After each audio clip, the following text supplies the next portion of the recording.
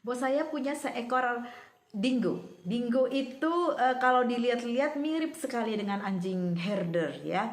Tapi kalau secara biologi sih dingo ya dingo, anjing ya anjing, serigala yang ya serigala. Mereka adalah tiga spesies yang berbeda satu sama lain. Nah, yang menarik ini sebenarnya gimana bos saya bisa mendapatkan dingo ini. Jadi dingo ini hidupnya tuh di Australia. Mereka hidupnya ya di alam liar gitu ya. Nggak. Dingo ini sering jadi musuhnya para petani karena mereka sering menyerang ke pertanian, masuk ke pertanian, kemudian membunuh domba atau ayam atau binatang lainnya yang lebih kecil dari dia.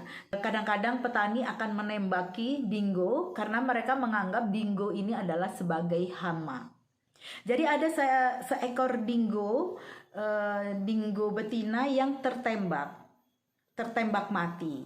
Dan anaknya yang masih kecil tertembak juga di bagian kaki. Nah, anak dingo ini kemudian dilarikan ke semacam pusat rehabilitasi untuk binatang-binatang liar. Di sana dia dioperasi tapi kakinya diamputasi. Jadi si dingo yang masih kecil ini cuma punya 3 kaki. Teman dari bos saya yang tinggal di Australia memberitahu kejadian ini ke bos saya dan dia menawarkan mau nggak untuk merawat, memelihara anak dingo ini. Tapi masalahnya dingo ini termasuk binatang yang dilarang untuk dipelihara. Tapi bos saya bilang bahwa dingo ini tidak akan mungkin bisa hidup di alam liar, tidak mungkin bisa bertahan.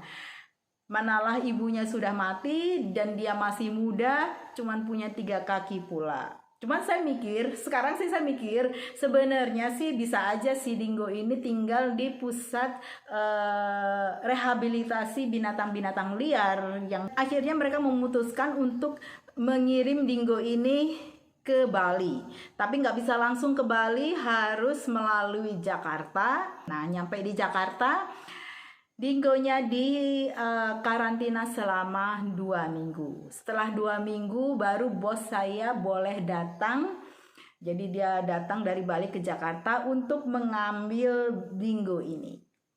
Nah, waktu dingo itu dikeluarkan, kan diperiksa dokumen-dokumennya seperti apa. Ada seorang petugas yang pas ngelihat dingo ini dia langsung bilang, "Loh, ini dingo ini," katanya gitu kan. Dan bos saya udah deg-degan sekali ya karena dingo itu nggak boleh masuk ke Indonesia. Dia udah mikir aja kalau memang ini ketahuan ini sebenarnya adalah dingo, ini pasti akan dipulangkan lagi ke Australia. Tapi terus petugasnya lihat ke dokumen, dia ngelihat bahwa di sini, oh kok di sini German Shepherd ya, German Shepherd sama atau herder sama campuran lah sama satu jenis anjing lagi. Terus dia lama ngeliatin si dingo ini, dia perhatiin gitu, tapi ya dia lihat dokumen lagi terus akhirnya ya ditanda tangan aja sama dia. Bos saya tuh lega sekali, akhirnya dia bisa mendapatkan dingo itu. Pertama kali saya pergi ke rumah bos saya memang tahu dia punya 5 ekor anjing, tapi saya nggak tahu kalau salah satu anjing itu sebenarnya dingo. Jadi saya ngelihat salah satunya, wah ini anjing ini beda dari yang lain nih. Saya itu nggak takut sama anjing ya, biasanya saya nggak takut, tapi pas lihat si dingo ini saya ngerasa takut gitu karena dia tuh besar, kekar, tinggi, kelihatan beda dari yang lain. Terus saya tanya sama bos saya, boleh nggak saya pegang? Oh boleh kok, dia baik. Teman saya pegangnya pelan-pelan, dan saya giniin, terus saya tarik lagi, terus saya pelan-pelan. Terus bos saya bilang ini dingo. Langsung saya kaget, dingo. Karena saya pernah dulu nonton film yang berdasarkan kisah nyata. Jadi film ini buatan Australia, yang main itu adalah, nah kok saya lupa ya. Yang jelas dia itu pemain film mantan istrinya Tom Cruise, orang Australia yang kemudian pindah ke Hollywood dan jadi bintang film terkenal di sana. Siapa ya namanya ya? Sorry saya lupa, padahal itu terkenal sekali. Nah, dia main di film ini sebagai seorang ibu yang baru melahirkan, punya anak yang umurnya baru berapa bulan, dan suatu hari dia tuh panik sekali. Dia bilang anaknya dilarikan sama dingo dan lapor ke polisi.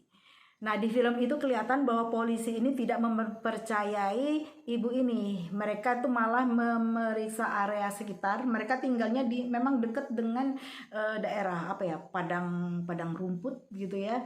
Mereka punya pertanyaan di situ. Jadi yang diperiksa sama polisi itu justru pekarangannya dan area sekitar. Mereka menggali di beberapa tempat, tapi nggak menemukan apa-apa, nggak menemukan jasad bayi ini. Dan ibunya berkeras bahwa dia tuh tidak mencelakakan anaknya, dan anaknya itu dilarikan sama dingo. Dan sampai sekarang ini masih tetap menjadi polemik ya. Ini adalah apakah ibu ini mencelakakan anaknya sendiri kah, atau memang benar anaknya dilarikan oleh dingo. Anjing-anjing bos saya yang 5 orang ini paling senang kalau mereka dikeluarkan dari halaman ya, walaupun halamannya cukup luas ya. Mereka biasanya kadang-kadang dibebaskan gitu aja, dan mereka bisa lari-lari ke daerah sawah. Dan anjing itu macam-macam ya sifatnya ya. Ada yang punya naluri untuk berburu, ada yang sudah tidak punya naluri itu. Ada golden retriever yang masih umurnya 3 bulanan. Ada juga anjing Peking yang kecil banget, tapi mereka itu suka menyerang bebek. Tapi ada anjing lain yang kalau ngelihat bebek itu biasa-biasa aja. Saya nggak tahu kenapa begitu. Nah, biasanya kalau pagi-pagi bos saya datang, dia bilang, oh tolong ini bayar, ini adalah bapak si ini. Maksudnya adalah petani yang dirugikan oleh anjing-anjingnya yang baru keluar main di sawah. Jadi saya paling nanya, oh berapa ekor bebek yang mati? Biasanya kita akan mengganti rugi, atau malah kadang-kadang bos saya bilang nggak sekarang nggak ada yang mati bebeknya, tapi mereka bermain-main di sawah yang hampir panen. Jadi kan padinya udah tinggi sama mereka diterjang sampai akhirnya rata sama tanah, dan ya udah kita harus mengganti rugi itu juga. Ya kebayanglah kalau 5 ekor anjing yang biasanya dikurung di halaman kemudian dibebaskan di sawah. Saking senengnya mereka main-main sampai kelewat batas, karena belum tentu seminggu sekali mereka bisa seperti itu. Sekian cerita dari saya, sampai ketemu di video selanjutnya.